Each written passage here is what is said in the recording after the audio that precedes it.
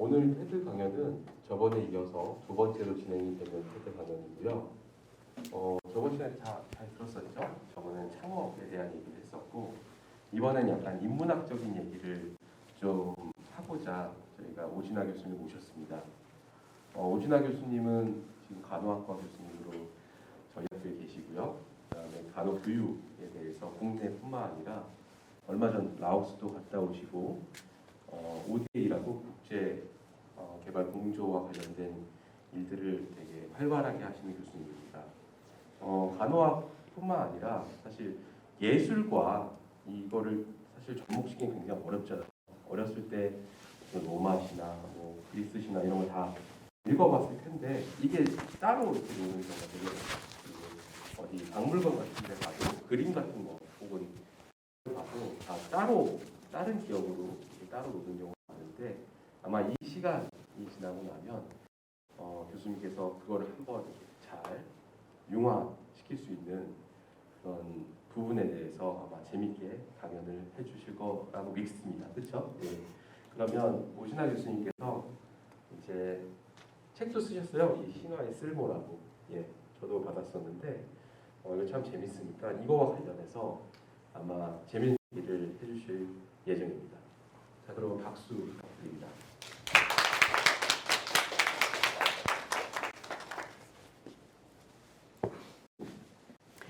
반갑습니다. 소개받은 간호대학 오진아입니다. 여러분하고 저하고 지금 충분한 거리 확보가 되어 있기 때문에 제가 마스크를 좀 벗고 말씀드리도록 하겠습니다. 2시간 마스크를 끼고 얘기하는 게 상당히 힘들더라고요. 그래서 양해해 주시고요. 저 백신 2차까지 다 완료했고요. 걱정 안 하셔도 될 것 같고, 지금 여기 썸네일에 신화의 쓸모 저자라고 되어 있는데 아직도 제가 작가라거나 저자라는 표현은 조금 어색합니다. 하지만 이제 신화의 쓸모라는 책을 쓴 것은 사실이고요. 얘를 챙겨왔어야 되는데, 네.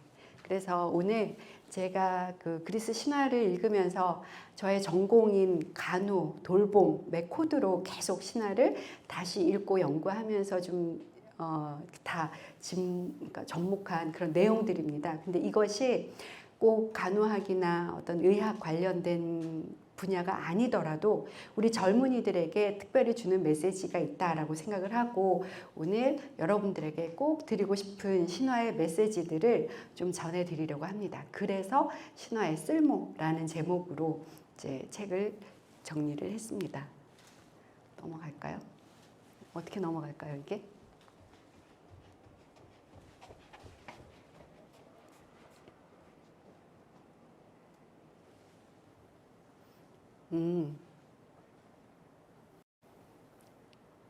슬라이드 쇼로 진행을 시작을 하겠습니다. 그리고 지금 유튜브 다 방송이 되고 있는 걸로 알고 있는데 약간 미숙한 점이 있었습니다. 오늘 강의 제목은 쓸모 있는 신화의 세계라고 이야기를 했고요. 그리고 선생님 잘 안 넘어가요. 사전에 충분히 준비를 했어야 되는데 죄송합니다. 자, 여러분 왜 신화를 알아야 될까? 그래서 신화가 있는데 로마 신화도 있던데 우리 어렸을 때 혹시 만화로 보는 그리스 신화 다 보셨죠? 학원에 가면은 다 꽂혀 있고 그게 피아노 학원이든 수학 학원이든 다 꽂혀 있었어요. 어느 챕터를 꺼내 읽어도 다 재미있었던 기억이 있을 겁니다. 그걸로 맨 처음 접하셨다고 하면 잘하신 겁니다. 어려운 책, 복잡한 책 필요 없었고요. 그리스 신화를 알 필요가 있을까? 반드시 알 필요가 있습니다. 알아야 굉장히 많은 부분의 숙제가 풀립니다. 혹시 여러분 지금은 코로나 때문에 움직일 수 없지만 대학 다닐 때 해외여행, 유럽 여행을 하시게 된다면 신화를 알고 가시면 정말 아는 만큼 훨씬 더 재미있는 이야기들을 찾아볼 수가 있습니다. 그리고 우리가 아는 많은 상표에도 신화가 다 들어있어요. 비너스라고 하는 것은 아프로디테라는 미의 여신이거든요. 그래서 여성 속옷 상품의 브랜드를 비너스라고 한 것은 굉장히 영리한 장명이었다라고 생각이 되고요. 오리온은 유일하게 그 처녀신이 사랑했던 그런 또 오리온도 신의 이름이고요. 베르사체라고 여인들이 되게 우리 여성들이 좋아하는 저 브랜드의 가운데 있는 저분은 메두사라고 모두가 쳐다보기만 하면 돌로 만들어버리는, 그래서 저 브랜드를 입고 있으면 모든 사람들이 얼어버리도록 만들겠다라는 그런 창업자의 의지가 아니었을까 생각이 됩니다. 그리고 스타벅스 여러분 낮에도 마셨을 수 있는데 여기 있는 이 자가 사이렌입니다. 사이렌 역시 바닷사람들 정말 그 황홀경에 빠뜨리는 그런 노래를 부르는 그런 신으로 알려져 있고요. 그 다음에 나이키라고 읽지만 그리스 신화에는 니케라고 해서 승리의 여신입니다. 스포츠 브랜드가 니케 승리의 여신을 가져온 게 굉장히 영리하죠. WHO가 세계 보건기구인데요. 여기에 지금 뱀 한 마리가 이렇게 올라가고 있거든요. 혹시 이걸 유심히 보셨을지 모르는데 이 뱀은 아스클레피오스라는 의학의 신이 가지고 다니던 지팡이를 이렇게 꼬아리를 타고 올라가는 뱀입니다. 에르메스 역시 굉장히 고가의 여성들이 좋아하는 브랜드이긴 한데 에르메스는 전령의 신인데 사실 에르메스가 그 창업주의 이름이 에르메스였다고 해요. 그 신하고는 딱히 관련이 없어 보이지만 언젠가 JTBC에서 그 정치계에서 이제 검은 돈, 의혹의 돈들을 에르메스 상품으로 이렇게 상납하던 뭐 이런 것을 비난을 하면서 그 에르메스가 그 에르메스 이제 특별한 의미를 가지고 있다라고 해석하는 것도 들었습니다. 어쨌든 이런 것들만 우리가 상표 주변에서 보는 것만 해도 여러분의 일상생활에 알게 모르게 그리스 신화 이야기가 많이 들어가 있다라고 생각을 하실 것 같습니다. 그러면 그리스 신화라는 거는 뭐냐는 거죠. 그리스 신화라는 거는 물론 우리 김해에도 그 금강가야와 관련된 그런 설화가 있고 신화가 있지만 그리스 신화는 고대 그리스의 신과 영웅, 우주관 그리고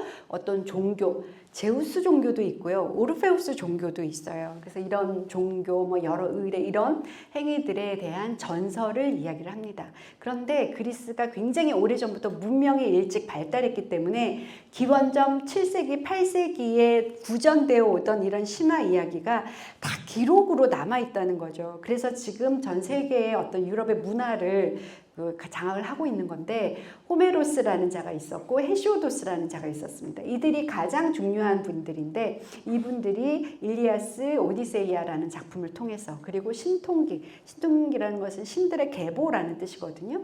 그리고 노동과 나날이라는 그 책을 통해서 그리스 신화를 쭉 기록을 해 두었습니다. 헤로도토스의 역사 히스토리아에는 페르시아 전쟁과 펠로폰네소스 전쟁들이 기록되어 있으면서 그리스 사람들은 전쟁과 역사와 신화를 막 짜장뽕을 해서 이게 신들의 얘기인지 실제 이야기인지 심지어 트로이 전쟁도 실제 이야기인지 이게 그냥 신화 속의 전설인지 허구인지 헷갈릴 정도로 그것들을 자기네 것으로 만들어 놓은 그런 것들이 있어요. 오비디우스는 변신 이야기, 이게 굉장히 재밌는데 제우스의 굉장히 신출 규모란 변신 이야기를 하고 있고요.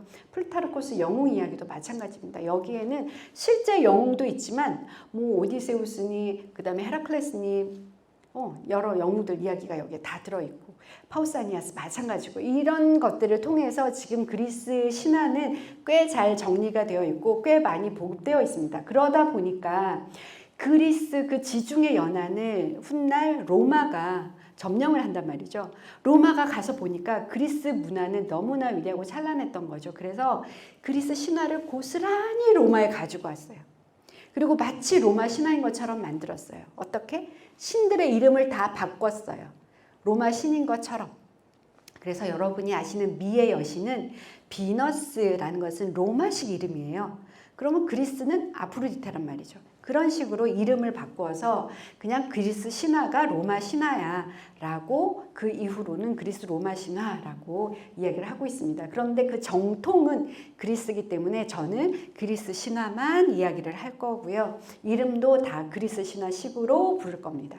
그 외에 아스킬로스라든지 소포클레스라든지 에우리피데스 이 세 사람은 그리스 3대 비극 작가입니다. 이들이 이런 신화들을 이야기를 소설로 극화로 해서 희곡 작품으로 만든 것들이 지금까지 남아 있어서 여러분들이 아는 오이디푸스 이야기라든지 엘렉트라 이야기, 메데이아 이야기들은 다 이 사람들의 작품 속에서 나오고 있습니다.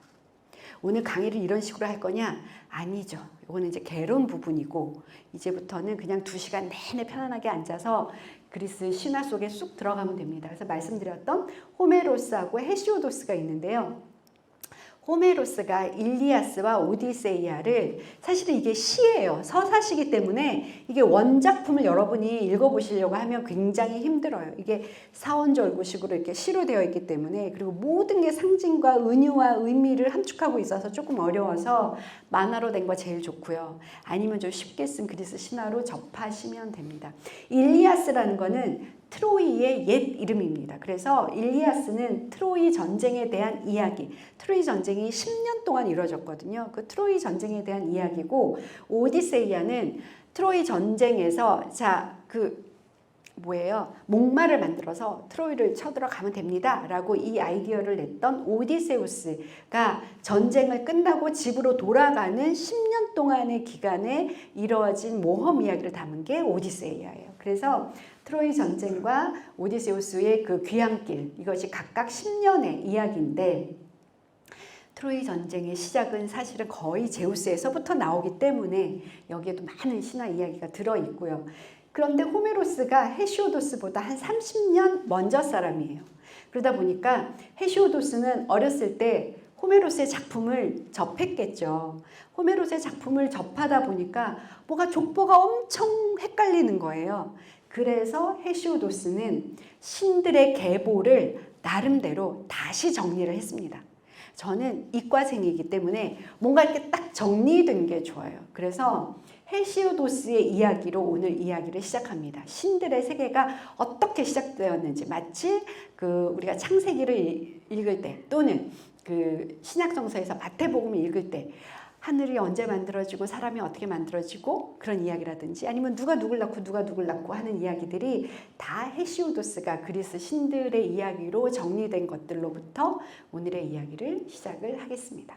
그래서 저의 책도 그렇게 구성을 했습니다. 4개 챕터로 나눠서 1, 2, 3, 4부가 있고요. 각 부마다 10개의 장으로 해서 각각의 이야기가 있고 첫 번째가 이제 신들의 처음에 만들어진 신들의 세계에 대해서 이야기를 하고 있고 그러니까 총 40장이겠죠. 총 40장 안에 내가 여러분들에게 젊은 친구들에게 또는 저희 중년 친구들에게 알려주고 싶은 메시지를 좀 담았는데 창조와 질서, 처음 시작하는 이야기, 그리고 신들의 세계도 전쟁이 있었단 말이죠. 전쟁과 평화에 대한 이야기, 치유와 위로에 대한 이야기, 사랑과 행복에 대한 이야기, 약속과 믿음에 대한 이야기, 그리고 마지막으로 도전과 용기에 대한 이야기를 메시지를 전달하겠다라는 거고요. 오늘 짧게라도 각각의 대표적인 이야기 하나씩들을 하려고 합니다.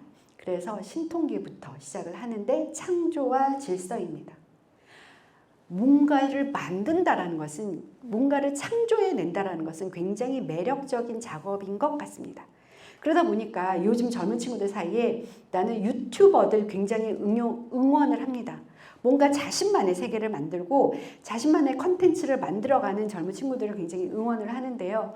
처음부터 모든 것에 노련할 수는 없지만 내 것으로 만들겠다는 의지와 애정을 가지고 한 걸음씩 나아가는 그것을 응원합니다. 왜냐하면 태초는 카오스였기 때문이에요.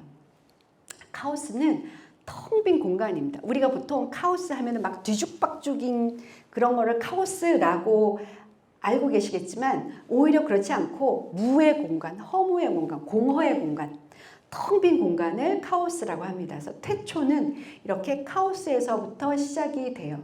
그래서 이것이 나뉘죠. 그런데 이 카오스에서 무엇이 생기느냐? 혹시 교회를 다니거나 성경을 좀 접한 친구들은 태초에 하나님이 말씀으로 천지를 창조하시는데 흑암이 뭐 어둠 속에 이제 빛이 있으라 하셔서 빛도 있고 이렇게 되었다고 하는데 그리스 신화에서는 이 카오스에서 저절로 신이 태어납니다. 그 태초의 신이 바로 가이아입니다. 가이아는 대지의 여신입니다. 이 대지의 여신 가이아의 이미지를 제가 어디서 아무리 찾아도 가이아를 이미지화한 그림이 별로 없었어요. 이 넓은 대지를 어떻게 표현하겠어요? 한참 고민을 하다가 모아나가 떠올랐어요. 거기 보면은 이렇게 땅에 땅을 여신으로 이렇게 뭔가 이미지한 이런 게 아닐까라는 생각을 했고요. 가이아는 그리스의 대지의 여신입니다. 로마에서는 뭐라고 불렀을까요? 혹시 아는 분이 있어요? 가이아를 로마에서는 테라라고 불렀습니다. 테라 하면 딱 떠오르지. 맥주, 테라 맥주가 있죠. 그게 흙에서 가지고 온 이런 뜻이고요. 테라리움, 테라코타, 테라 어쩌고 하는 게 다 땅이라는 뜻을 담고 있으면 테라입니다. 그럼 가이아는 어디에 있을까요? 지구, geography라든지 뭔가 땅과 관련된 거에는 GEO가 들어갑니다. 그래서 가이아가 있는데 이 가이아가 스스로 아이를 낳았어요. 스스로 셋을 낳았습니다. 누구? 우라노스와 폰토스와 우레아를 낳았어요. 세 아들을 낳았는데 우라노스는 하늘을 의미하고 폰토스는 바다를 의미하고 우레아는 산맥을 의미합니다. 자, 이것은 성경에서 이야기하는 대로 그냥 하늘과 땅과 산맥이 만들어졌다라고 생각할 수도 있고 그렇게 대칭할 수도 있고 그리스 신화의 가장 큰 특징은 이런 것들조차 다 신격화했다라는 것입니다. 그래서 가이아가 우라노스와 폰토스와 우레아를 낳고 난 다음에 우라노스가 가장 마음에 들었나 봐요. 그래서 우라노스와 결혼을 합니다. 말이 안 되죠, 당연히.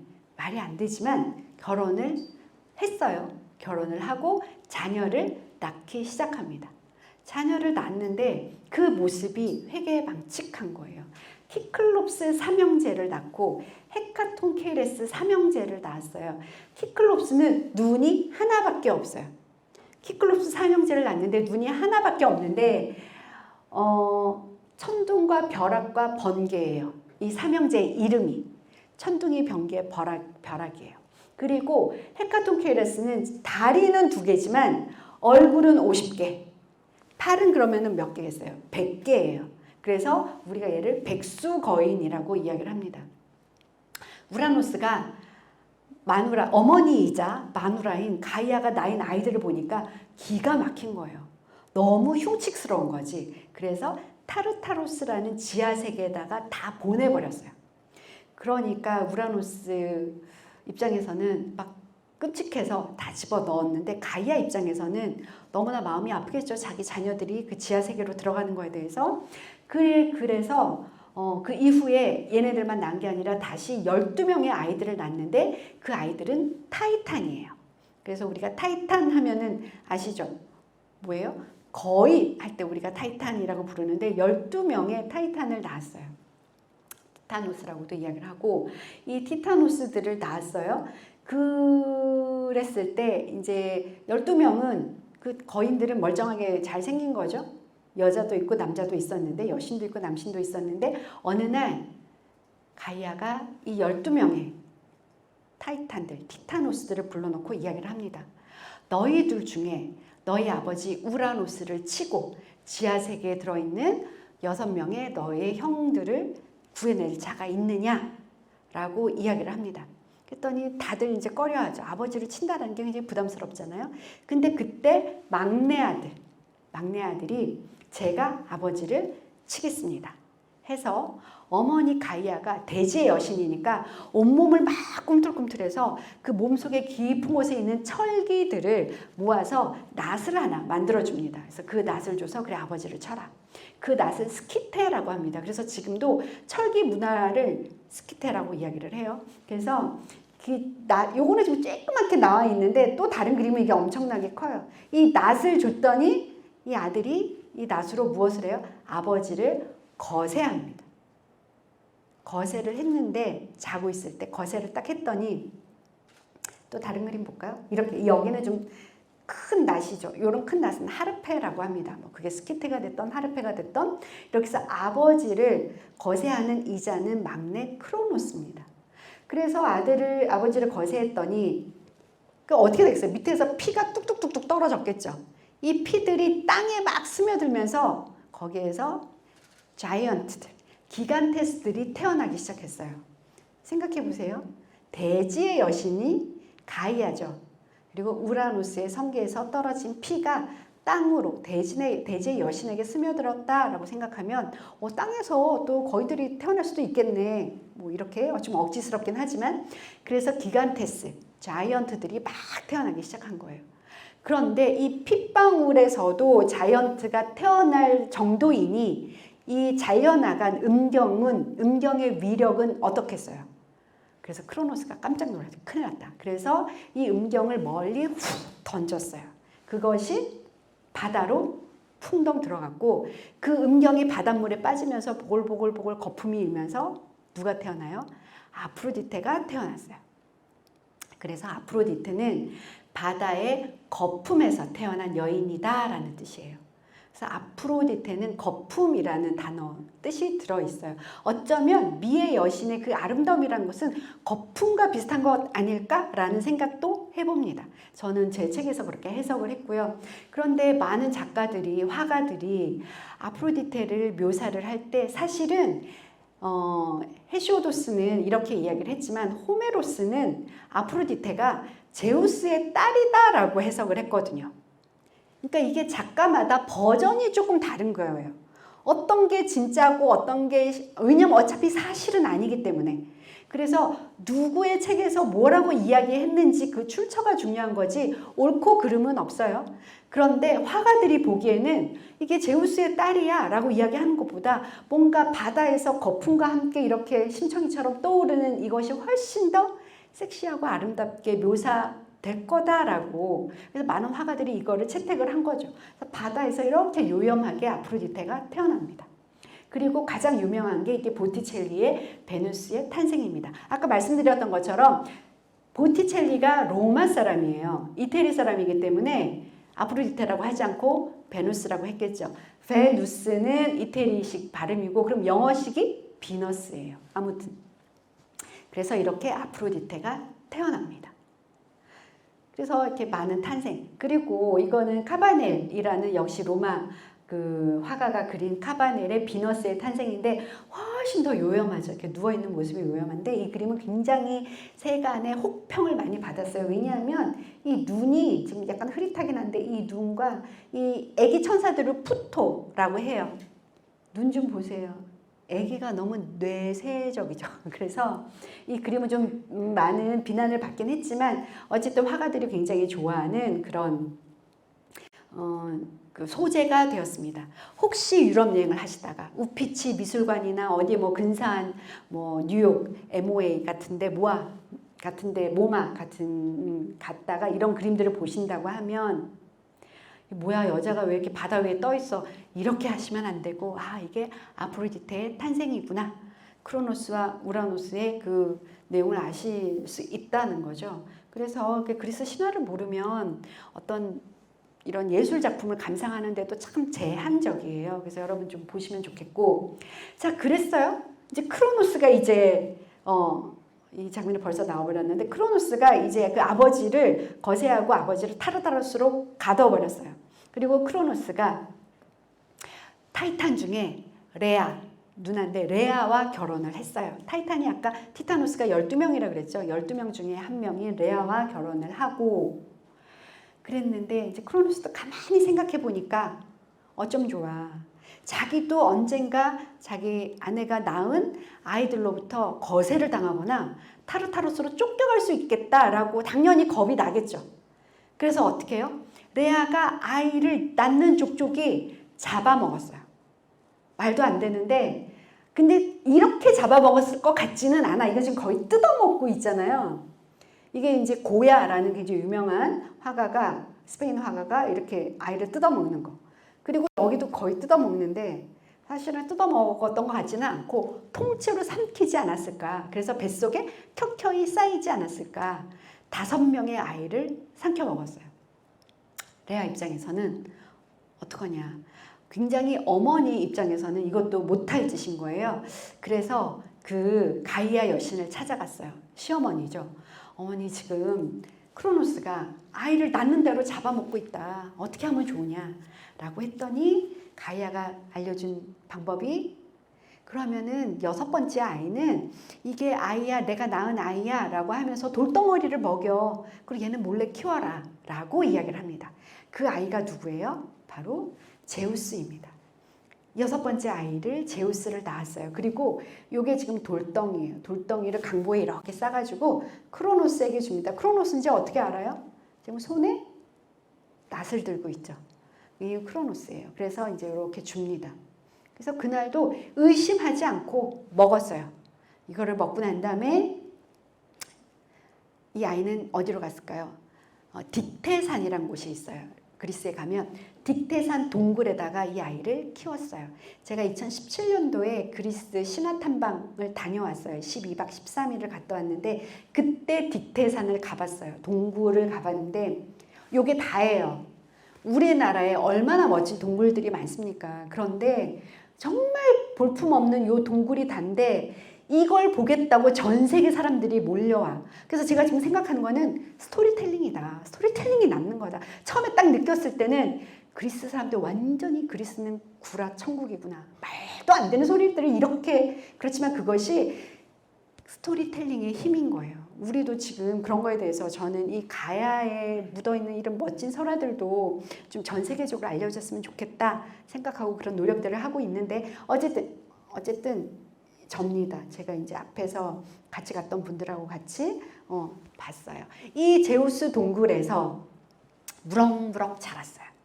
무럭무럭 자라서 이제 천상에 올라가서 이번에 어떻게 해요? 타르타로스를 딱 치는데 아버지처럼 거세하지 않습니다. 어떻게 하냐면 그 어머니를 찾아가서 어떻게 하면 좋을까요? 라고 했더니 메티스라고 아주 지혜로운 고모가 있어요. 그 타이탄 중에 하나인데 그분이 토하는 약을 만들어줬어요.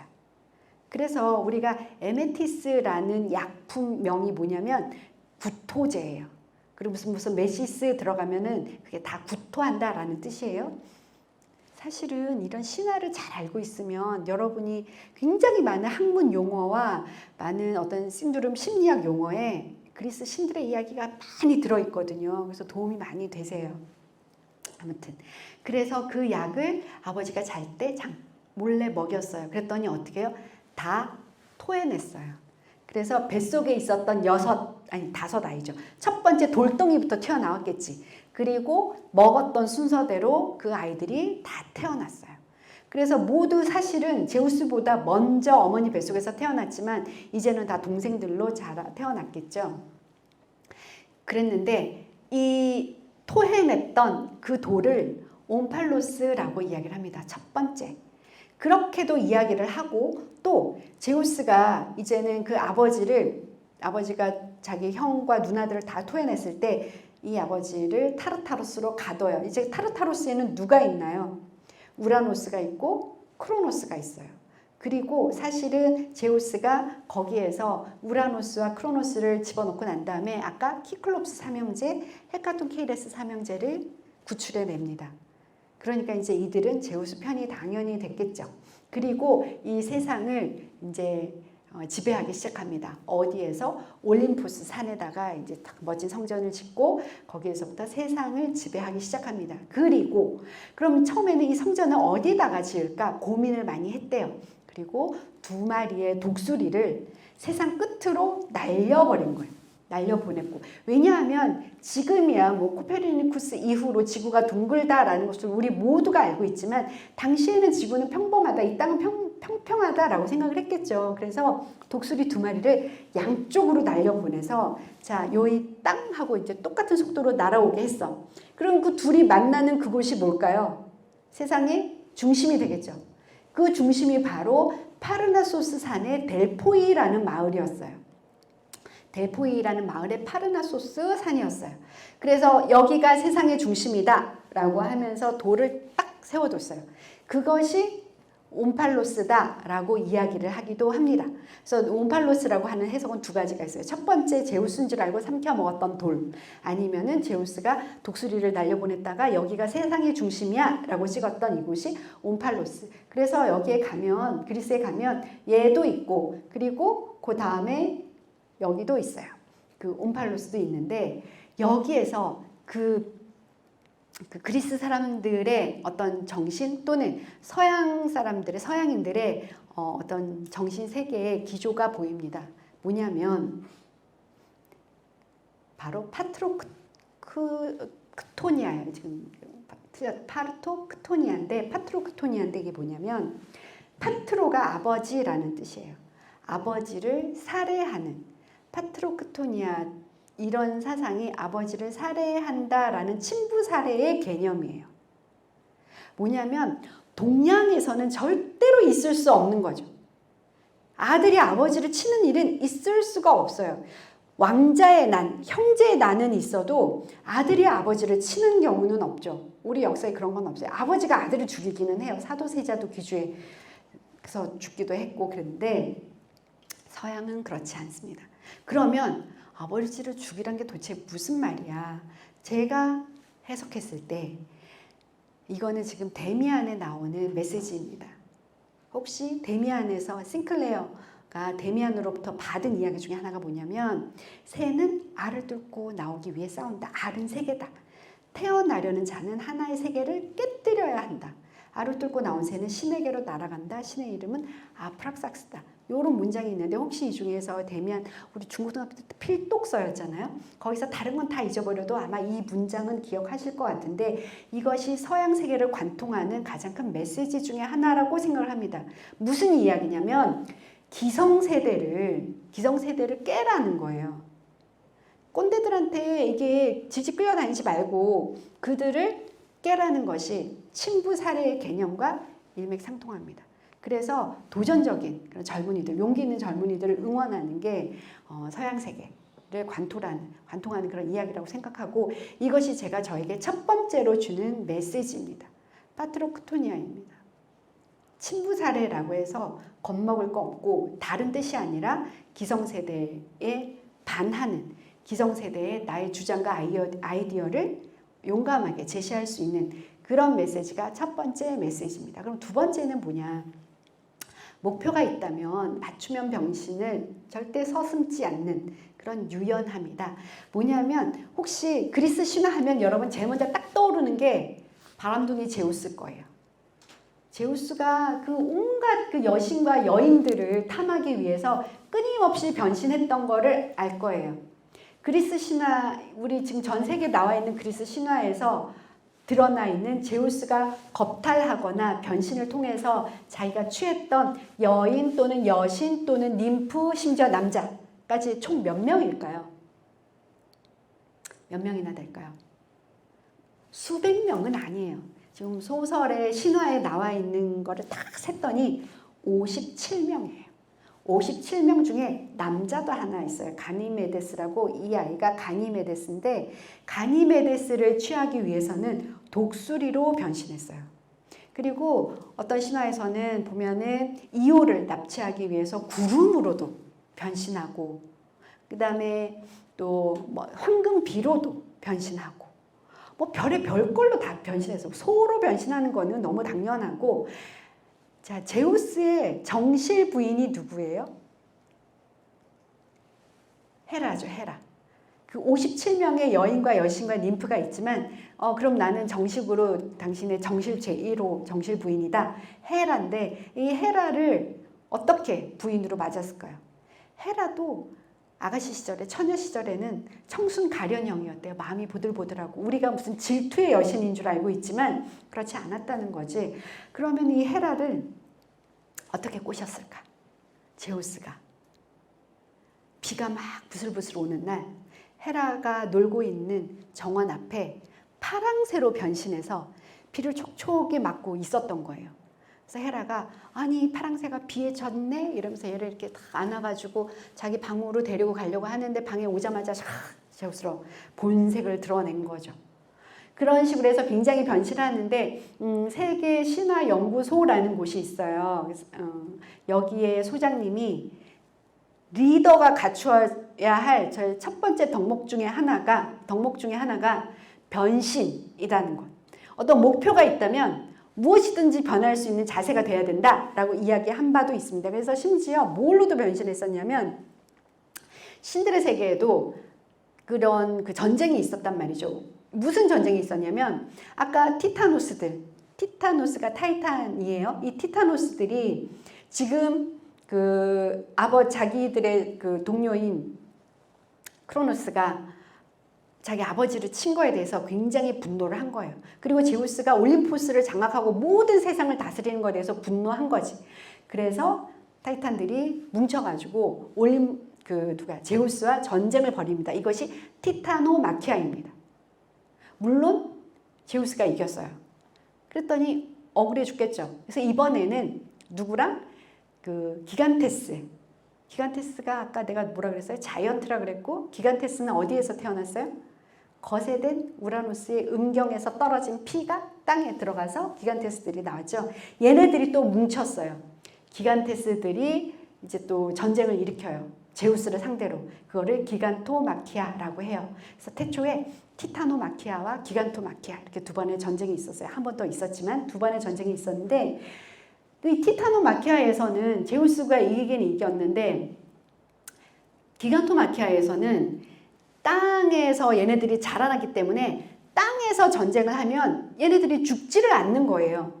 그러면 이 기간토마키아를 승리로 이끌려면 이 기간테스들을 공중에 띄워서 화살을 쏴서, 그러니까 얘네들 발이 공중에 올라가야 얘네들이 이제 힘이 쭉 빠지는데, 그러기 위해서는 이 하나하나의 기간테스를 땅 위로 들어 올릴 만한 힘이 센 그런 영웅이 필요했던 거야. 근데 그 영웅은 또 인간 영웅이어야 되는 거야. 그런 신탁을 받은 거예요. 그래서 제우스가 그러면은 내가 인간 영웅을 낳아야 되겠다. 그래서 이렇게 살펴봤더니 알크메네라는 여인이 있어서 그로부터 이제 그 영웅을 하나 낳게 돼요. 자, 여기에서 지금 티타노마키아와 기간토마키아를 이야기를 했는데, 티타노마키아에서는 어떻게 제우스가 이겼냐면 그 티타노스들 중에서 내 편이 되어서, 니네가 지금 우리가 타이탄과 함께 이렇게 전쟁을 하고 있지만 내 편이 되어서 싸워줄 사람 했더니 아무도 없었는데, 누가? 프로메테우스와 에피메테우스 아시죠? 프로메테우스는 앞을 내다보는 자예요. 그래서 프로메테우스가 이렇게 앞을 내다봤더니 이 싸움은 제우스가 이기는 거예요. 그래서 그럼 나는 제우스 편. 그리고 프로메테우스의 동생이 있어요. 에피메테우스라고. 얘는 항상 뒤늦게 아는 자야. 먼저 알지를 못해.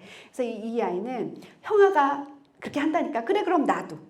근데 얘네들이 삼형제였어요. 그 위에 아틀라스라는 형아가 있었는데 얘는 말도 안 돼. 우리가 타이탄이니까 당연히 티타노스 편으로 들어야지 라고 이야기를 했는데, 전쟁을 졌잖아요. 근데 제우스 입장에서 농공 행상을 분명히 해야 된다는 거지. 그래서 아틀라스, 너 일로 와봐. 너는 내 편 안 들었지. 벌 받아야 돼. 해서 아틀라스에게 주어진 벌이 이렇게 지구를 떠받들고 있는 거예요. 그래서 지금도 지구를 떠받들고 있다라고 그리스에는 이런 신화가 내려오고 있습니다. 가끔 지진이 나고 무슨 일이 있잖아요. 그거는 아틀라스가 이쪽 어깨에다가 하고 이렇게 너무 힘들어서 이제 이쪽으로 옮길 때, 그때 지진이 일어난다. 뭐 이렇게도 이야기를 하고 그런다고 합니다. 그리고 재미있는 거는 여기 해부학 공부를 해보신 분이 있는지 모르겠는데, 우리 인간의 두개골이 있고 밑에는 목뼈, 경추들이 있잖아요. 이 첫 번째 목뼈가 이렇게 생겼어요. 그런데 이 목뼈를 이렇게 보시면 머리를 이렇게 지구를 들러매고 있는 아틀라스의 요 팔처럼 이렇게 생겼죠. 그래서 제1경추를 아틀라스라고 합니다. 이런 식으로 그리스 신화에 있는 많은 이름들이 많은 학문 용어에 들어가 있습니다. 이게 두 번째가 기간토마키아란 말이죠.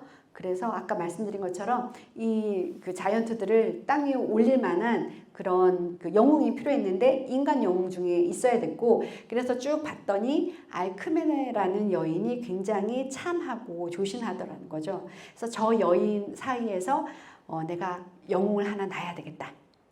근데 그 알크메네한테는 남편이 있었어요. 암피트리온이라고 남편이 있었어. 그러면 어떻게 해? 약간 비열해요, 제우스는. 그래서 이번에 뭘로 변해야 되겠어? 암피트리온으로 변신합니다. 그러니 의심을 안 하는 거지. 그러니까 이자가 누구냐면 제우스인 거예요. 그리고 이 알크메네의 남편으로 변신을 해서 이 침실로 들어가요. 그래서 아이를 낳는데 그자가 누구냐면 바로 헤라클레스입니다. 그래서 헤라클레스를 낳아요.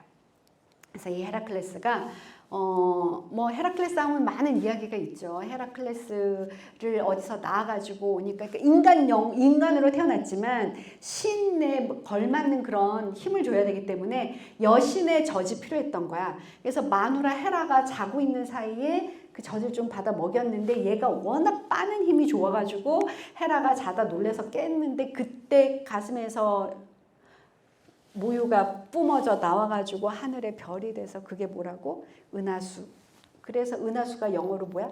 밀키웨이, 우유의 길. 이런 것들도 아마 기억을 하시면 혹시 그런 얘기 들어본 것 같아. 은하수에 대해서 들어본 것 같아 하고 얘기를 할 거예요.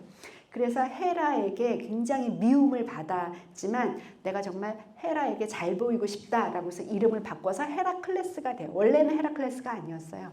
그래서 아무튼 이름까지 바꾸고 헤라클레스가 헤라로부터 굉장히 미움을 받아서 12가지의 과업을 수행을 하면서 마지막에 기간토마키아. 그러면 이제 여러분 막 헷갈리는 거야. 아니 도대체 그 시대가 어떻게 되는 거야. 이게 저 앞에 신들의 세계에서 신들의 게임이었다면서 전쟁이었다면서 왜 헤라클레스는 뒤에 나타나는데 그 게임 그 전쟁이 어떻게 갔다는 거야. 뒤죽박죽입니다 원래. 이거를 인간의 시간의 순서대로 따지기 시작하면 답이 없어요.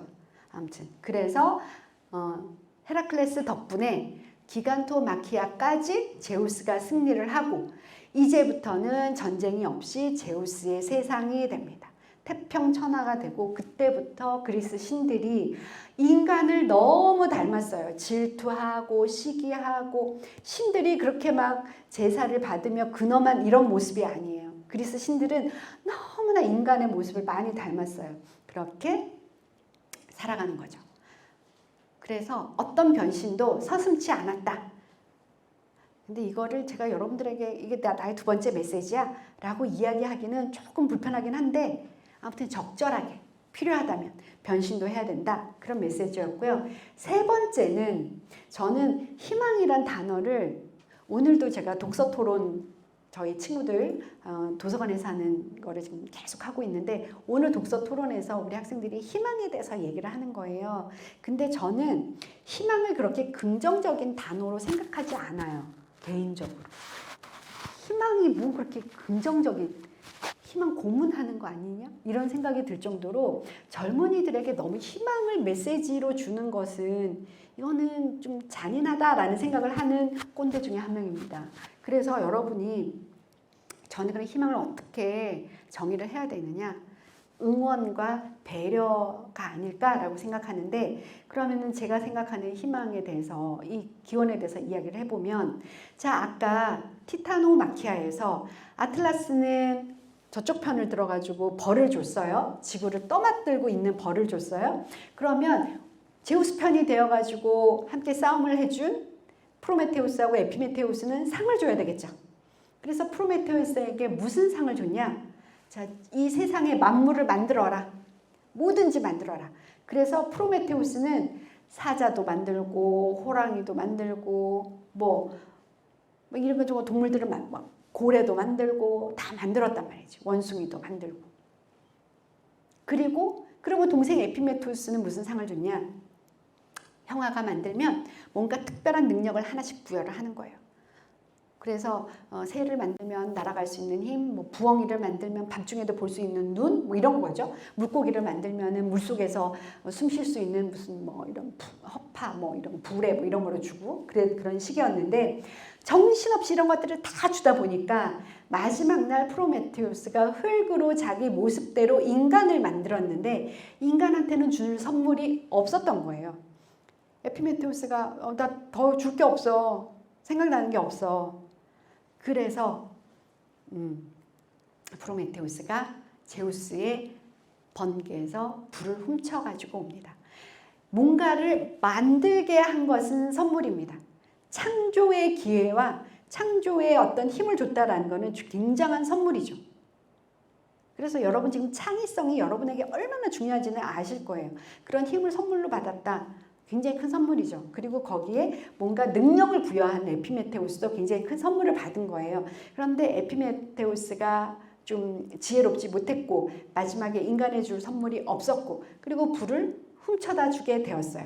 그런데 제우스 입장에서는 굉장히 화가 났어요. 왜냐하면 인간들이 불을 사용하면서부터 너무나 생활이 윤택해지고 지혜로워지고 잉여 생산물이 그러니까 뭔가 음식을 익혀 먹기 시작하니까 위장관이나 이런 게 굉장히 편안해지다 보니까 생각이 많아지고 그리고 불을 사용하기 시작하면서 그러니까 더 이상 수렵 채집이 아닌 농사 짓는 것도 가능해지고 뭐 이렇게 하다 보니까 더 이상 제우스에 대해서 경외라든지 제사라든지 이런 걸 소홀하게 하는 거예요. 화가 나지. 프로메테우스를 벌 줘야 되겠지. 그래서 벌을 줍니다. 여러분 다 아시는 것처럼 코카소스 산에서 독수리에게 간을 쪼아 먹히게 하는 그런 벌을 받습니다. 간이 아침에 날아와. 그래가지고 막 쪼아 먹어요. 저녁 되면 날아가요. 그 다음날 아침에 눈을 뜨면 간이 다 원상복귀되어 있습니다. 그럼 그 다음날 또 독수리가 날아와서 간을 쪼아 먹어. 그리고 그날 저녁에 또 날아가. 이거를 얼마 동안 했어? 3000년을 했습니다.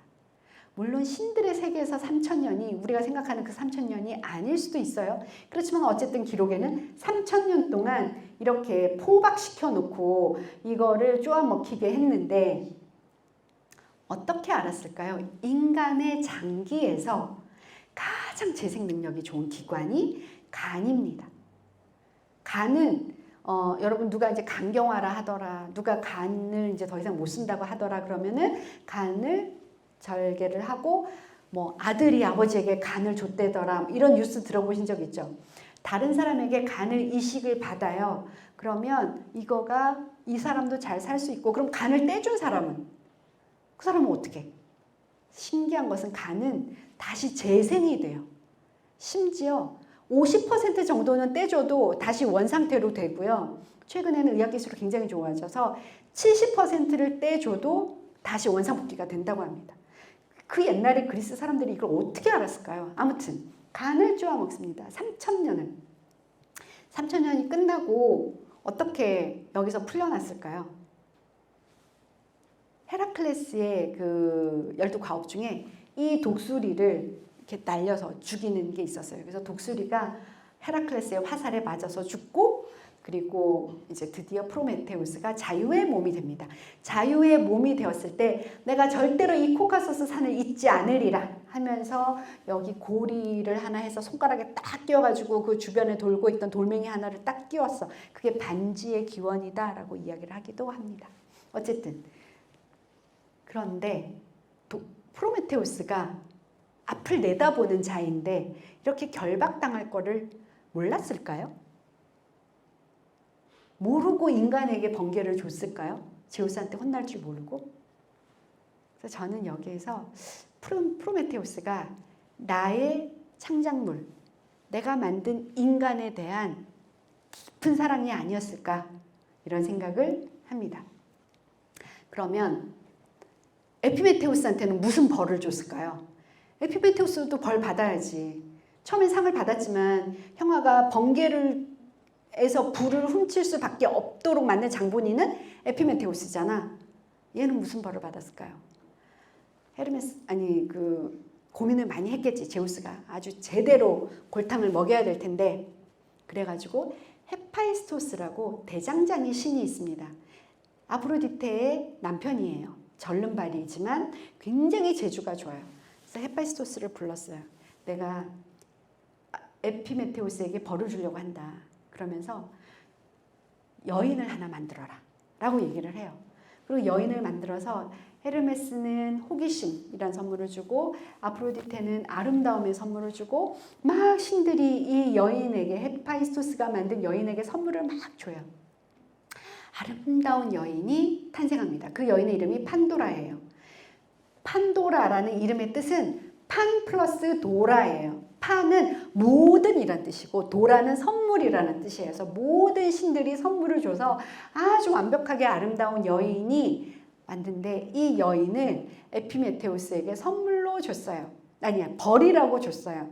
우리 남학생들 아름다운 여인이 선물일까요? 벌일까요? 되게 헷갈리죠. 아무튼 이 벌인지 선물인지 헷갈리는. 그랬는데 프로메테우스는 앞을 내다보는 자이기 때문에 절대 판도라랑 엮이지 말라라고 했는데 이 아름다움에 어쩔 수가 없어요. 에피메테우스랑 결혼을 해요. 아이도 낳아요. 근데 이때 제우스가 판도라에게 조그만 항아리를 하나 줍니다. 그러면서 절대 이 항아리를 열어보지 말아라 라고 이야기를 해요. 이 항아리 안에 뭐가 들었을까? 근데 아까 많은 신들이 준 선물 중에 헤르메스가 호기심이라는 선물을 줬어요. 이 호기심 때문에 견딜 수가 없어. 절대 열어보지 말라고 했는데 열어봤지. 열어봤더니 어떻게 됐어요? 그 안에서 온갖 질병과 시기와 질투와 나쁜 것들이 다 튀어나온 거예요. 그래서 이전에는 그런 것들이 이 땅에 없었는데 판도라 이후로, 판도라가 이 상자를 연 이후로 인간 세상에는 시기, 질투, 미움, 탐욕, 뭐 온갖 질병, 나쁜 것들이 다 떠돌게 된 거예요. 판도라가 너무 놀라가지고 뚜껑을 확 닫았어. 무엇이 못 빠져나왔어? 희망이 못 빠져나왔어요. 그래서 많은 그 신화 분석가들이 그러니까 아직 희망이 남아있는 거야 라고 이야기를 하는데 저는 해석이 달라요. 희망도 나왔어야지.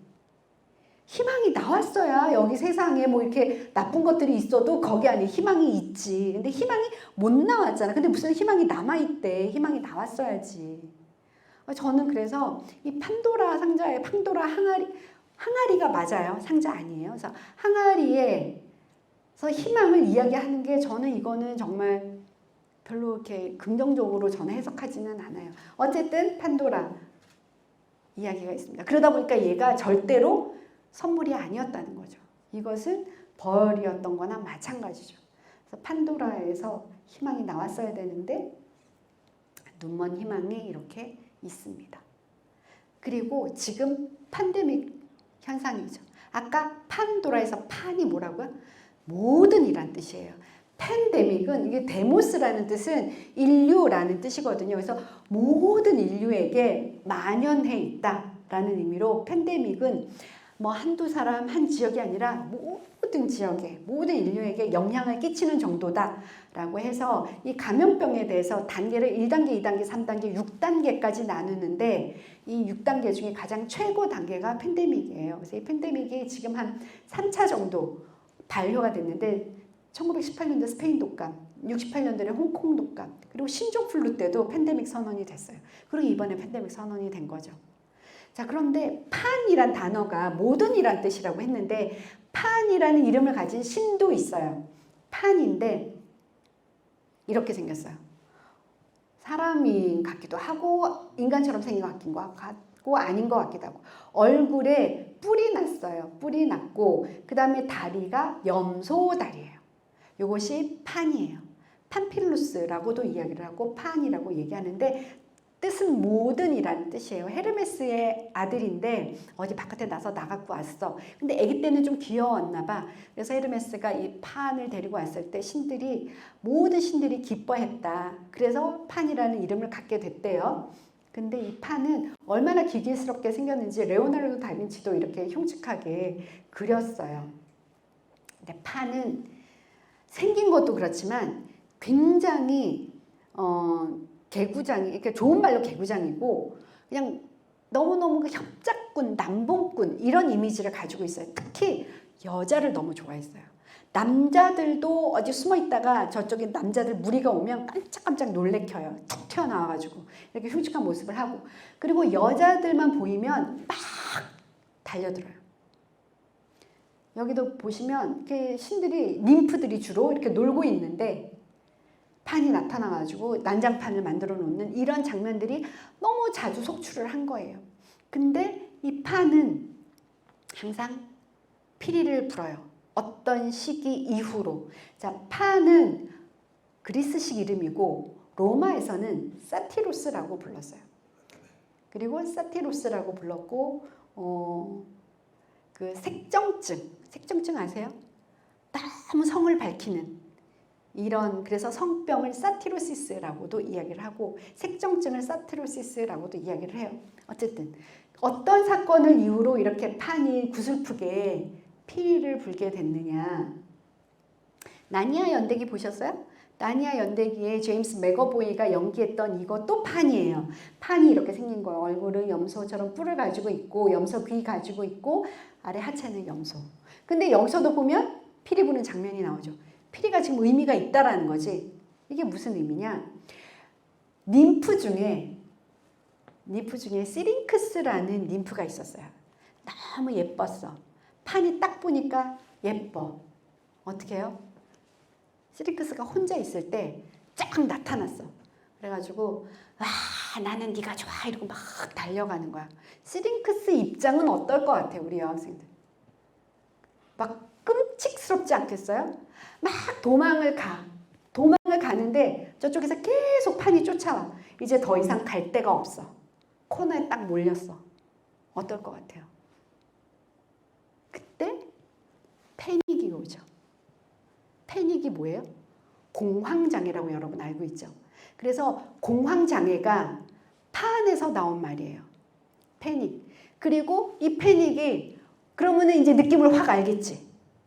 너무 흉측스럽게 생긴, 우악스럽게 생긴 자가 딱 나를 위협하고 나는 오도 갈도 못할 정도로 코너에 몰리는 상황. 땀이 막 나고 숨을 못 쉴 것 같고 이게 패닉이에요. 공황장애예요. 그랬을 때 시링크스가 기도를 막 했어요. 제우스한테. 저 좀 살려주세요. 그랬더니 제우스가 급하게 얘를 갈대로 변신을 시켜줬어요. 눈앞에서 이쁜 시링크스가 갈대로 막 변해. 판의 입장에서는 어떨 것 같아? 허무하겠지. 저 이쁜 애가 지금 갈대로 변하다니. 그래서 이 갈대를 똑똑똑 꺾었어요. 꺾어가지고 어떻게 했어요? 이렇게 플룻을 만들었어요. 그래서 항상 플룻을 부는데 이런 플룻을 뭐라고 불러요? 팬 플룻이라고 그러죠. 판이 들고 다니는 플룻이라고 해서 팬 플룻이에요. 그래서 팬 플룻이라고 이야기를 하는 거고 뭐 피 하나라도 불고 그러겠죠. 시링크스를 영어로 쓰면 SYRINZ 이렇게 쓰겠죠. 이 시링크스가 무슨 대롱, 왜냐하면 갈대로 변했으니까 갈대는 가운데가 뻥 뚫려 있죠. 그래서 주사기도 시린지, 그 다음에 화학실험실에 쓰는 것도 실린더, 이런 게 다 시링크스에서 나온 단어예요. 그래서 이제 이렇게 이해하시면 좋을 것 같아요. 자, 여기까지가 이제 한 3번째 메시지 정도입니다. 그러면 우리 쉬지 말고 갈까요? 한 5분 쉴까요? 그냥 갈까요? 오케이. 끄덕이는 사람가 있었기 때문에 오케이. 그 다음에는 그리스 신화에서 절대 또 빠뜨릴 수 없는 이야기가 사랑 이야기야. 그래서 사랑 이야기를 더 하고 싶어. 그래서 제가 정의하는 사랑 정의 중에 제일 좋은 거가 뭐냐면 여러분, 내가 사랑하는 사람이 나를 사랑하는 거는 기적이라고 봐요. 서로 좋을 수 있다는 거는 그런 기적을 꼭 이루시길 바라요. 그런 분들과 결혼하시기를 바라요. 꼭 결혼은 아니더라도 사랑하시길 바라요. 함께. 그리고 사랑받는 것은 선물이고 사랑하는 것은 용기다. 그리고 진정한 사랑은 상대방을 있는 그대로 사랑하는 것이다 라고 저는 정의를 하고 싶은데 이 사랑에 굉장히 많은 이야기가 있지만 한 가지 정도만 이야기를 하면 푸시케예요. 에로스와 푸시케 들어보셨을 거예요. 푸시케는 우리나라도 그렇고 서양도 그렇고 너무 신기한 게 똑같이 딸 부잣집에 누가 제일 예뻐요? 셋째 딸이 제일 예뻐요. 우리도 최진사댁의 셋째 딸이 제일 이쁘다 그러고 서양에서도 어쨌든 제일 예쁜 거는 셋째 딸이야. 여기서도 이 3번째 딸 푸시케가 굉장히 아름다웠어요. 인간이에요. 이 아버지가 나는 정말 우리 딸들이 다 이쁘지만 셋째 딸이 제일 이뻐. 심지어 미의 여신 아프로디테보다 더 예뻐. 이렇게 떠벌리고 다녔어요. 누구의 분노를 샀을까요? 아프로디테가 가만히 있을 수가 없지. 어디 감히 나보다 이쁘다 그래? 그래가지고 아들 에로스를 불렀어요. 에로스는 알죠? 날개 달린 사랑의 신이고 그 큐피드라고 해요. 로마 신화에서는. 그리고 주로 이렇게 아까 보셨던 푸토 그 뭐예요? 꼬마 그 천사를 푸토라고 하는데 우리가 보통 큐피드 하면은 꼬마 천사라고 생각하지만 에로스는 이렇게 청년으로 나타나기도 해요. 그리고 헤시오도스는 신들의 계보에서 에로스를 아프로디테의 아들이라고 그러지 않아요. 에로스는 태초에 가이아와 함께 가이아, 타르타로스, 에로스가 태초에 세 신이 태어났다라고 이야기를 해요. 아무튼 태초부터 있었던 게 에로스인데 이거는 지금 헤시오도스 이야기가 아니고 호메로스와 특히 오비디우스 변신 이야기에 나오는 그 이야기예요. 그래서 여기서는 청년 에로스로 나타납니다. 이쁘다라고 막 하니까 화가 나서 에로스를 불러서 어떻게 했어요? 에로스는 두 가지 화살을 가지고 다녀요. 하나는 납화살, 하나는 황금화살. 황금화살은 맞으면 내가 처음 보는 자를 사랑하게 돼요. 납화살은 딱 맞으면 내가 화살을 맞고 난 다음 첫 번째 사람을 굉장히 두려워하고 경멸하게 되어 있어요. 그래서 아프로디테가 불렀어요. 저쪽에 아주 흉악한 끔찍하게 생긴 그런 자가 지나가면 얼른 푸시케에게 사랑의 화살을 날려라. 그 자가 그러니까는 푸시케가 그 괴물을 사랑하게끔 만들어라. 그리고 얼른 그 괴물에게는 납화살을 쏴라. 그래서 둘이 절대 이루어질 수 없고 얘는 애간장이 타도록 만들어라 라고 했어.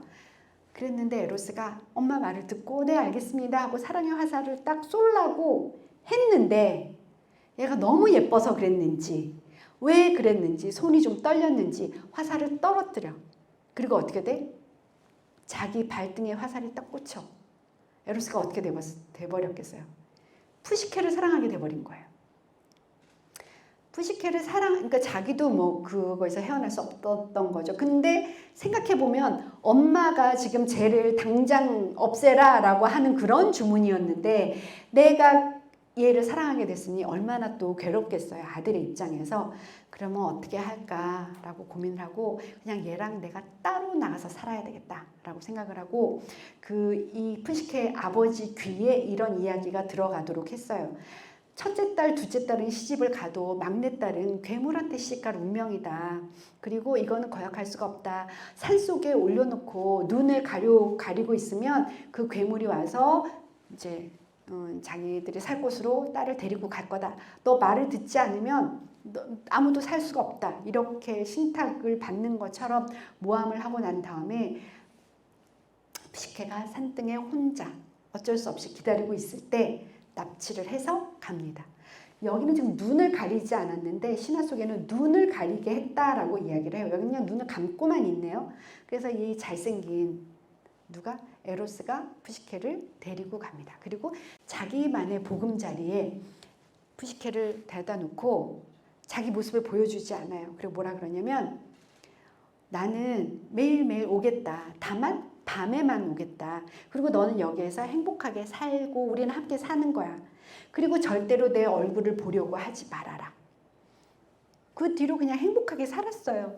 행복하게 사는데 푸시케가 뭐 너무 좋아. 그 뭐 여종들도 많고 이곳에서 생활이 너무 좋고 남편이 내가 비록 얼굴은 볼 수 없지만 밤에 와서 충분히 자기하고 사랑을 나누고 아침에는 떠나고 큰 불만이 없었는데 약간 엄마도 보고 싶고 두 언니도 보고 싶고 그런 거지. 그래서 남편을 졸랐어. 언니들이 보고 싶다. 그래서 남편이 아주 고민을 하다가 그래 그럼 하루 오라고 그래. 그래서 언니 둘이 푸시케가 사는 곳으로 와요. 와서 보니까 너무 예쁘게 해놓고 너무 잘 살고 있는 거야. 그래서 이제 물어봐. 아니 남편이 그렇게 잘해줘? 그랬더니 잘해줘. 그런데 문제가 뭐야? 문제는 없는데 내가 남편 얼굴을 한 번도 못 봤어. 말이 안 된다. 어떻게 남편 얼굴을 못 보고 살 수가 있냐. 혹시 괴물이면 어떡하냐. 이러면서 호롱불이랑 칼을 주면서 밤에 남편 얼굴을 한번 봐라. 그리고 괴물이면 찔러서 죽여라. 네가 아무리 그래도 아무리 이 생활이 좋다고 해도 괴물하고 남편 얼굴도 못 보고 어떻게 괴물하고 살 수가 있니? 그 말에 솔깃한 거예요. 그래서 이렇게 이제 아침만 되면 에로스는 사라졌는데 어느 날은 푸시케가 어떻게 해요? 호롱불을 들고 남편의 얼굴을 봐요. 여차하면 칼로 찔러야 되겠다라고 생각을 했는데 호롱불을 들고 이렇게 보니까 뭐야 괴물은 웬말 너무 잘생긴 남자가 자고 있는 거예요. 아프로디테 미의 여신의 아들이니까. 근데 얘도 남편하고 똑같았어. 놀랬나 봐. 남편이 너무 잘생겨가지고 어떻게 했어요? 이 오일의 램프에 있던 오일 한 방울을 딱 떨어뜨려요. 그랬더니 누가 에로스가 깜짝 놀라서 일어나 가지고는 뭐라 그래? 당신은 왜 나를 믿지 못하냐? 절대로 에로스와 사랑과 의심은 함께 할 수가 없다. 그래서 나는 떠난다. 안녕. 이러고 떠나버려요. 그리고 중요한 것은 우리의 어떤 정신적인 사랑이었지 꼭 눈으로 확인하고 의심하는 것은 사랑에 깃들 수가 없다라는 말을 하고 떠나요. 그래서 푸시케라는 말이 그때부터 정신이라는 단어가 됐어요. 푸시케를 어떻게 써요? PSCHYE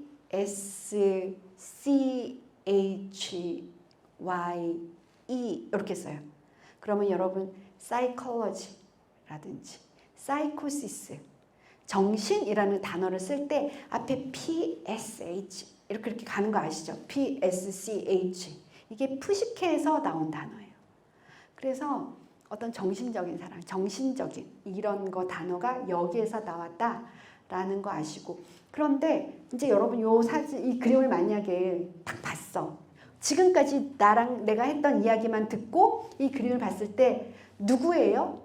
라고 하면 뭔가 저 상자를 이렇게 열고 있는 저자가 누굴까? 아마 10중 8구는 판도라네. 내가 그리스 신화 좀 알거든 이라고 얘기하고 싶을 거예요. 근데 이자는 판도라가 아니고 얘는 푸시케예요. 왜냐하면 푸시케 입장에서는 어때요? 남편이 떠나가 버렸어. 그러니까 너무 억울하고 너무 속상하고 내가 막 잘못한 것 같고 다시 남편을 만나고 싶겠죠. 그래서 힘들게 시어머니 아프로디테를 만나러 갔어요. 어머니 제가 남편을 만나고 싶습니다. 다 제 잘못입니다. 꼭 만나서 함께 살게 해주세요. 싹싹 빌었겠지. 어머니가 마치 콩쥐팥쥐 이야기처럼 뭔가 미션을 줘. 첫 번째는 곡식을 막 자갈이랑 모래랑 섞어가지고 여기서 뭐 곡식만 가려내라. 이게 그리스 신화에 나와요. 콩쥐팥쥐 얘기하고 똑같죠. 시네렐라하고 똑같아요. 그 다음에 밑 빠진 독. 그 얘기도 나와요. 여기에 물을 부어라. 밑이 다 빠져 있어요. 그런데 그때도 이제 신들이 와서 도와주고 뭐 이랬어. 그리고 하나가 뭐였냐면 지하세계에 가서 하데스가 살고 있는 지하세계에 가서 하데스의 와이프가 페르세포네예요. 페르세포네가 가지고 있는 화장품 상자를 받아갖고 와라. 이게 세 번째 미션이었어요. 페르세포네는 데메테르라는 그 곡물의 여신, 대지의 여신의 그 딸이었는데 하데스한테 납치를 당해서 지하세계에서 살고 있어요. 그런데 그 화장품 상자를 아주 고급진 화장품 상자를 갖고 있었나 봐. 그래서 아프로디테가 그거 갖고 와. 근데 그 이야기는 뭐냐면 죽음을 불사하고 지하세계에 갔다 와 라는 거예요. 네가 네 남편을 사랑하고 남편을 다시 만나고 싶다면 죽음도 불사해라. 지하세계 갈 수 있어? 라고 명령을 한 거고 간 거죠. 그래서 푸시케가 지하세계에 갔어요. 그리고 사정해서 페르세포네에게 화장품 상자를 받아가지고 왔어요. 이 화장품 상자가 바로 페르세포네에게 받아서 온 건데 판도라는 인간이잖아요. 최초의 인간이 누구라 그랬어요? 최초의 인간이 헤파이스토스가 만든 바로 판도라죠. 근데 판도라의 후손이라고 하면 당연히 어떤 성격을 좀 갖고 있어요? 호기심을 못 참아. 이 상자를 이것만 열어보고 싶은 거야. 도대체 화장품 상자 안에 얼마나 멋진 화장품이 들어있길래 어머니가 이거를 가지고 오라고 하냐. 그래서 얘를 이렇게 몰래 열어봐요. 열어봤더니 여기서 뭐가 나와요? 잠이 살살살 나와요. 잠이. 그래서 이거를 열었더니 잠이 나와서 잠이 스르르 잠들게 돼요. 그리고 에로스가 그 소문을 듣고 소식을 듣고 막 잠자고 있는 자기 와이프를 찾아 헤매다가 결국 잠들어 있는 푸시케를 만나고 깨우고 그리고 다시 해피엔딩이에요. 해피엔딩인데 이게 그러면 판도란지 푸시케인지 어떻게 알아? 이것만 보고 여기에 지금 양귀비 꽃이 있어요. 이 양귀비는 아편을 만드는 그 재료가 돼요. 아시는지 모르겠는데 그 마약이나 아편을 만드는 재료가 양귀비 그 성분하고 같아요. 그래서 이 양귀비가 옆에 있다는 거는 이거를 열고 너는 잠들 거야 라는 의미예요. 그래서 얘는 푸시케예요. 판도라가 아니라. 꽃에 대한 또 신화가 좀 있죠. 여러분 아시는지 모르겠는데 얘 뭐예요? 노란 꽃? 수선화예요. 수선화는 학명이 나르키소스예요. 나르키소스는 어디서 좀 들어본 신의 이름이 또 얼핏 떠올라요. 혹시 나르시스라고 들어보셨나요? 나르시스. 이자가 나르시스예요. 나르시스는 자기 자신한테 빠진 거야. 앞을 봐도 자기가 제일 잘생긴 거지. 어떤 여인도 사랑할 수가 없고, 물론 나르시스가 자기 자신만을 사랑하게 된 사연도 또 있어. 근데 그 이야기는 없고, 이 나르시스는 자기 자신밖에 매력적인 자가 없는 거야. 그리고 아침에 눈 뜨면 연못에 비친 자기 얼굴만 계속 쳐다보고 있는 거야. 너무 사랑스러워서. 그렇게 있다가 누구의 말도 듣지 않고 누구도 만나지 않고 그냥 연못 옆에서 살면서 이렇게 이 나르시스를 지금 자기 얼굴만 쳐다보고 있고 옆에 수선화가 펴있죠. 아무튼 이 나르시스를 누가 좋아했냐면 이 ним프가 좋아했는데 이 ним프 이름이 에코예요. 에코. 에코는 에코 아는데 에코 뭐예요? 영어 단어로 에코? 메아리를 에코라 그러죠. 왜 이름이 메아리냐면 그 제우스가 막 ним프들하고 놀고 있었어. 그랬더니 헤라 눈에 딱 걸렸겠지. 헤라가 요것 봐라 이러면서 이제 또 ним프들이랑 노닥거리고 있는 제우스를 잡으러 왔을 때 얘가 헤라한테 있잖아요 어쩌가는 하면서 막 조잘조잘 하면서 제우스가 도망갈 수 있는 시간을 만들어줬어요. 그래가지고 헤라가 너무 화가 나가지고 에코는 더 이상 너의 그 조잘거리는 말을 할 수 없고 다른 사람이 말할 때 겨우 따라하도록만 했어요. 그래서 그런 벌을 받게 되었는데 이게 이미 그 벌을 받고 난 다음이야. 그래서 스스로는 말할 수가 없고 상대가 말을 하면 겨우 말을 따라할 뿐인데 너무 아름다운 남자가 저기 있는 거야. 너무너무 사랑하게 됐는데 접근할 수가 없어. 접근을 딱 하면 얘가 저리 가 그랬겠지. 그러면은 얘는 그 다음에 할 수 있는 말이 뭐야? 저리 가 이러고 있는 거야. 그래서 이 사랑이 절대 이루어지지 않고 얘는 그냥 애타하면서 동굴 안에서 메아리가 됐다라고 하고 얘는 결국 어떻게 됐어요? 그냥 더 이상 어쩔 수가 없어. 너랑 나랑 한 몸이 돼야 돼. 그리고 연못으로 빠져 들어가요. 연못에 빠져 죽어요. 그리고 그 옆에 한 떨기 수선화가 폈어요. 그래서 나르키소스가 수선화의 학명이 되었고 이렇게 자기 자신만 빠져드는 나르시시즘이라고 해요. 자기 도취 그런 거를 나르시시즘이라고 하고 우리가 이렇게 신화를 많이 알면 이런 이야기들이 너무너무 많이 있어요. 아까 옴팔로스 있잖아요. 옴팔로스 기억나세요? 옴팔로스 뭐라고 그랬어요? 제우스가 내뱉었던 돌, 또 두 번째는 세상의 중심 옴팔로스. 물론 여기가 세상의 중심이야 라고 하는 곳은 페루에 가도 있고 호주에 가도 큰 거대 산 울랄란가 뭐 울룰루인가 그것도 세상의 중심이야. 많은 나라에서 여기가 세상의 중심이다 라고 이야기를 했을 텐데 옴팔로스 증후군이라고 이야기를 하면 내가 세상의 중심이다 이렇게 굉장히 좋은 뜻으로 이게 번역이 되면 참 좋은데 옴팔로스 증후군 하면 너무 자기중심적인 너무 이기적인 별로 좋은 의미는 아니에요. 그래서 너무 이기적이고 너무 자기중심적인 자를 옴팔로스 증후군이다 라고 이야기를 하긴 해요. 나르시시즘은 옴팔로스하고 조금 다르죠. 자기 사랑, 자기 애입니다. 그 다음에 약속과 믿음에 대한 이야기를 하고 싶은데 제가 아라크네를 굉장히 좋아해요. 아라크네 들어보셨는지 모르겠어요. 아라크네도 인간이에요. 리디아라는 마을에 아버지가 이드몬이라는 자인데 이분이 염색을 굉장히 잘했어요. 염색을 잘했고 아라크네는 아버지가 염색 실을 이렇게 만들어주면 그걸 가지고 이렇게 배를 멋지게 짰어요. 약간 오만했어요. 그래서 나는 배를 너무 잘 짠다. 근데 이 배 틀에 신이 또 있어요. 배짜기의 신. 누구냐면 아테네였어요. 아테네는 전쟁의 신으로 알고 있죠. 전쟁의 여신인데 전쟁의 여신이면서 조금 어울리지 않게 배짜기의 여신이기도 했어요. 그래서 이 아라크네가 막 나는 아테네보다 배를 잘 짤 수 있어 라고 막 얘기를 하는 거야. 그리고 마을에 있는 여성들에게 배 짜는 기술을 가르쳐줘요. 나는 아테네보다 잘 할 수 있어 라고 이야기했을 때 그래 뭐 네가 그래 봤자지. 배터리가 나갔어요. 그래 봤자지 라고 이야기를 했겠지만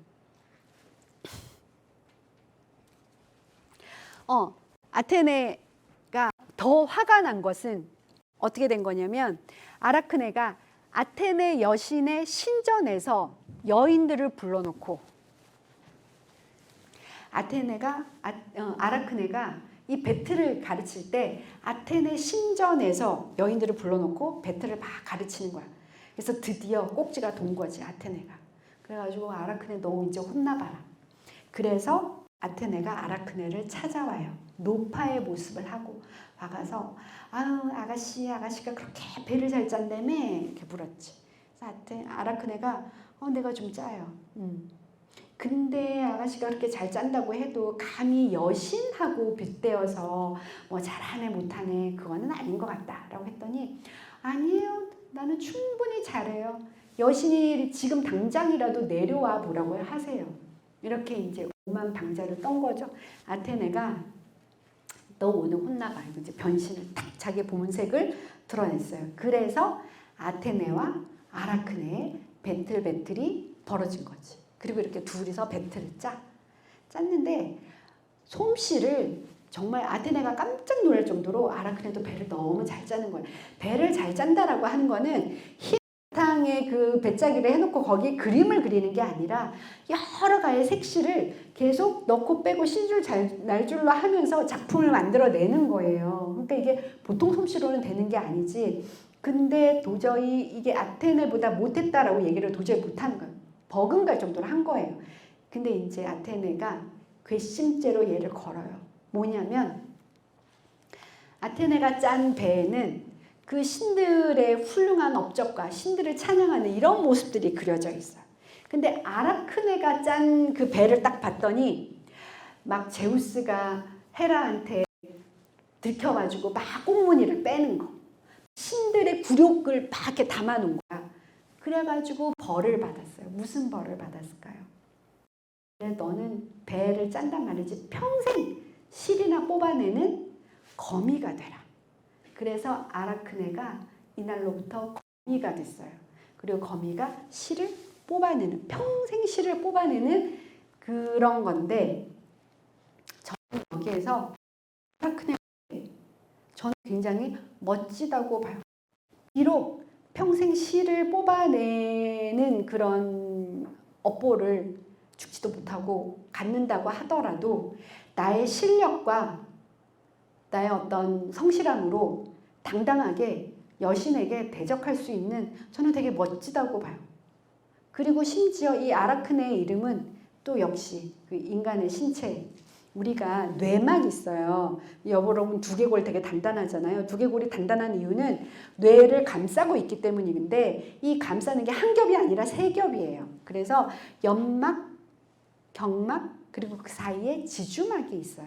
보시면 연막은 이제 뇌를 바로 위에 싸고 있는 보들보들한 막이고 그 위에 조금 단단한 경막이 있는데 그 사이에는 거미줄처럼 이렇게 얼기설기 있는 이 부분을 지주막이라고 하고 지주가 거미라는 뜻이에요. 그래서 요거를 뭐라 그래? 아라크노이드라고 이야기를 합니다. 훨씬 더 멋지지 않습니까? 이렇게 이름을 남기는 것은. 그래서 저는 젊은이들에게 이런 메시지를 뭐냐면 실력을 갖추고 당당하게 도전하고 이름을 남기고 그랬으면 좋겠어요. 그 다음에 마지막 메시지입니다. 마지막 메시지 현실과 부딪히며 고통과 좌절을 경험하면서도 그 속에서 해야 할 것들을 발견할 때만이 주도적인 행동과 주체적인 삶이 가능하다라는 메시지를 드리고 싶은 건데 아라크네도 같은 메시지였어요. 여러분들에게 도전과 용기를 말씀드리고 싶었던 것이고 자, 이분의 모습을 좀 자세히 볼 필요가 있어요. 이렇게 이상하게 헤어스타일 굉장히 독특하죠. 자, 크로노스 기억하세요? 크로노스. 잘 몰라도 지금 뭔가 이게 들고 있죠. 이거 뭐라고 할까? 하르페라고 이야기하는 거대한 낫이에요. 크로노스가 이게 왜 필요했어요? 아버지 우라노스를 거세할 때 썼죠. 그런데 아버지를 거세해서 우라노스는 지하세계로 들어갔어요. 그럼 이 크로노스는 아들인 제우스가 형들을 다 토해내게 하고 역시 타르타루스 지하세계로 가둬버렸죠. 그럼 지금 오늘날까지 우라노스와 크로노스는 어디서 뭐하고 있을까요? 지하세계 타르타루스에서 그냥 계속 지내고 있겠죠. 하루하루를 날짜를 세면서. 그리스 사람들은 시간을 세 가지로 나누었어요. 첫 번째는 따박 뭐 아무리 이렇게 빨리 가려고 해도 빨리 이 시간이 빨리 지났으면 해도 절대로 들쭉날쭉 되지 않는 물리적인 시간. 이것을 크로노스의 시간이다라고 이야기를 해요. 그러면 좀 시간이 길었으면 좋겠는데 아주 순간처럼 느껴질 때가 있지. 제가 제 책에서는 뭐를 이야기를 했냐면 자, 뉴욕까지 가는 가장 빠른 방법이 뭘까요?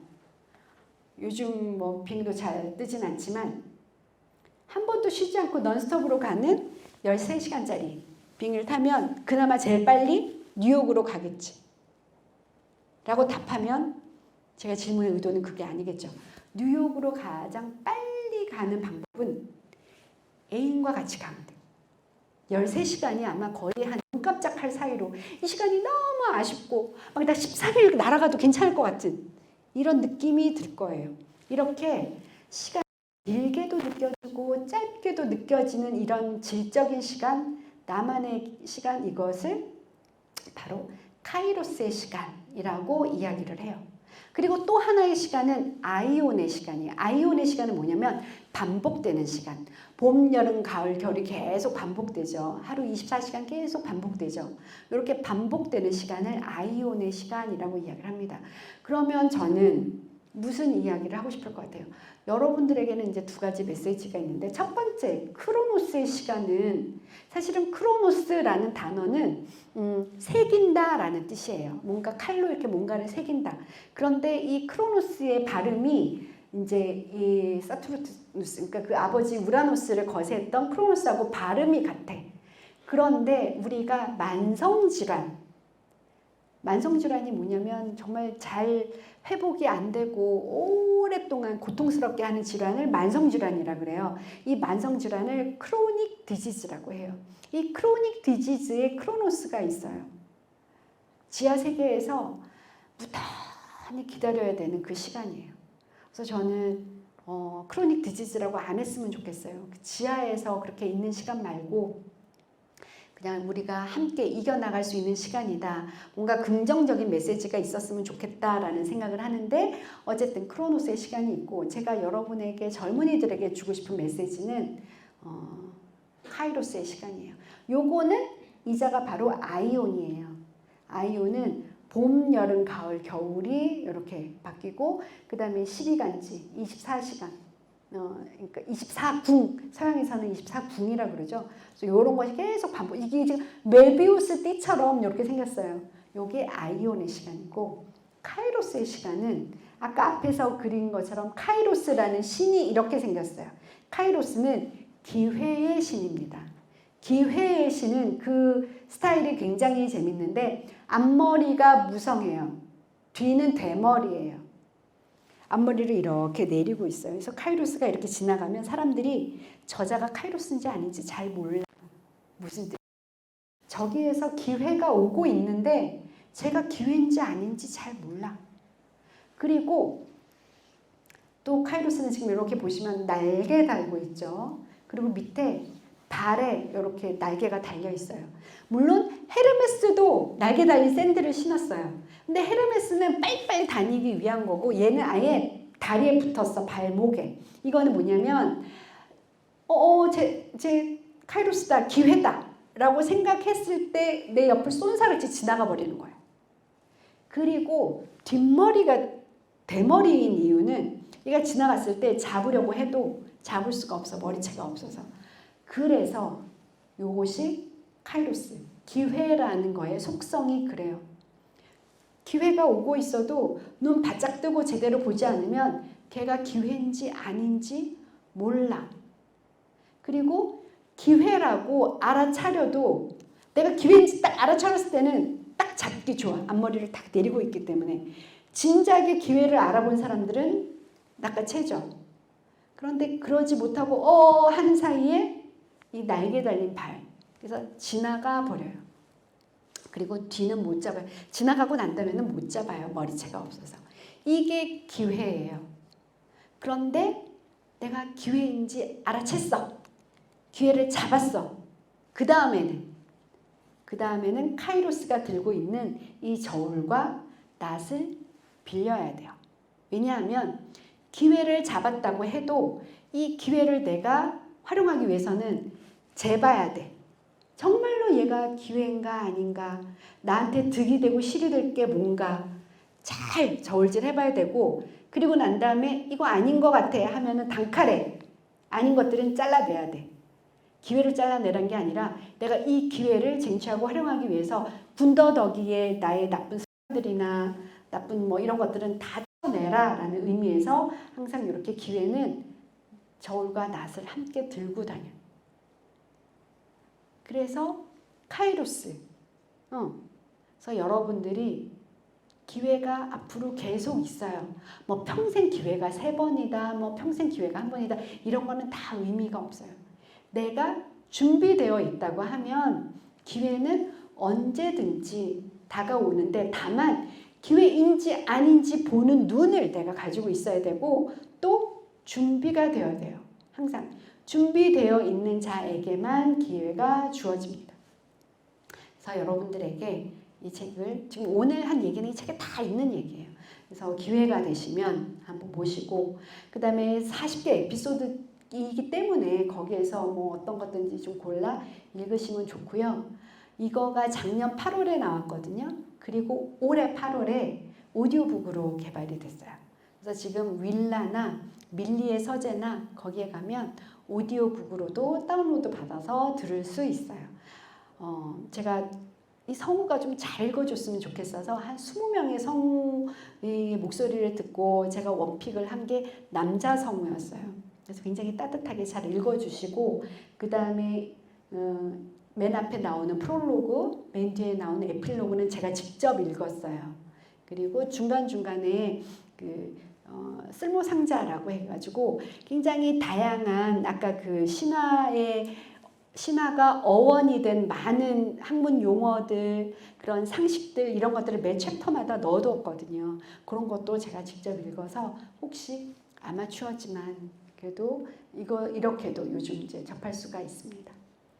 그래서 이제 여러분 세대, 그리고 저는 이제 아마 여러분들 부모님보다 나이가 많을 건데, 왜냐면 우리 막내도 지금 대학을 졸업한 나이라서 그래서 여러분들의 세대와 그 다음에 저희 동료들 세대, 그리고 그리스 신화에서 관통하는 것 중에 하나가, 물론 아까 프로크토니아도 있었지만 또 하나는 뭐냐면, 다른 거 없고 지금 이 순간에 충분히 누리고 행복하라라는 메시지를 저는 접합니다. 왜냐하면 이 동양의 메시지나 이런 거는 막 너무 인내하게 하고, 그런데 그리스 신들의 모습을 보면 정말 즐기는 것 같아요. 나쁘지 않은 것 같아요. 그리고 행복이라는 거는 오늘 제가 아까도 얘기했지만 우리 독서클럽에서 같이 읽었던 책이 빅 플랭클의 죽음의 수용소인데, 수용소에 갇혀 있는 상황에서도 굉장히 긍정의 마인드로 자기의 존귀함을 잃지 않고 생활하는 것을 봤거든요. 그런데 메시지가 있는 것 같아요. 어떤 상황에서든지. 그리고 그분의 메시지는 뭐냐면, 절대로 성공을 목표로 두지 말라라는 거예요. 성공을 목표로 두지 말라. 무슨 얘기야? 왜 성공해야지? 근데 성공을 목표로 하는 순간 그걸 쟁취하고 나면 허무감과 그 다음에 어떤 목표를 둬야 될지 모르겠다라는 거예요. 그래서 소소하고 작은 성공은 따라오기 마련이야. 행복도 따라오기 마련이고 먼 훗날의 행복을 위해서 내가 지금 참고 인내하고 이러지 말고 소소한 작은 행복거리들, 그리고 성공이 너무 거대한 성공 말고 아주 내가 매일매일 성취할 수 있는 작은 성공들, 그런 것들이 쌓여서 행복한 기억을 간직하는 내가 되는 거지, 너무 참고 너무 인내하고 너무 미루고 너무 기다리고 그러지 말라는 거예요. 그리고 언제든지 용감하게, 누구처럼? 아라크네처럼. 그리고 맨 처음에 그 아버지를 거세했던 우라노스와 지금은 물론 지하 세계에서 있지만 그런 자들처럼 뭔가 용기 있게 도전해 나가는, 그래야 여러분들의 세상이 펼쳐질 것이라고 생각이 됩니다. 여기까지 하겠습니다.